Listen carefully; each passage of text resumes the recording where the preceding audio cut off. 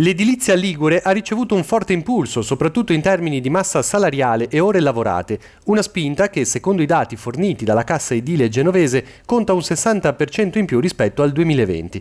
Da anni il settore non mostrava questi segnali di vivacità. Abbiamo avuto questo impulso soprattutto per quanto riguarda la ristrutturazione del superbonus 110%, sicuramente che andrà stabilizzato negli anni, e chiediamo anche al nuovo governo che si insederà a settembre che venga veramente sbloccato per quanto riguarda la cessazione dei crediti. Certo, pesano l'aumento del costo delle materie prime, l'inflazione e il caro energia. Resta da capire come le nuove risorse stanziate riescano a coprire gli extracosti, non solo negli appalti pubblici.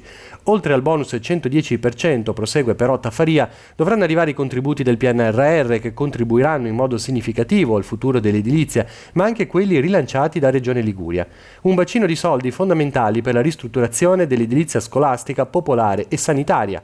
Un'occasione dunque potremmo dire storica per rilanciare il settore e favorirne l'innovazione. Con questo avremo anni di stabilizzazione, quindi più operai, più imprese, e quindi se lavoreremo bene nell'autunno fino ai prossimi anni a venire, credo che abbiamo un futuro migliore per quanto riguarda il nostro settore, non solo, ma per tutti gli altri settori che ne fanno parte, perché comunque il nostro settore è un settore che guarda soprattutto e il volano soprattutto del motore dell'economia della nostra regione.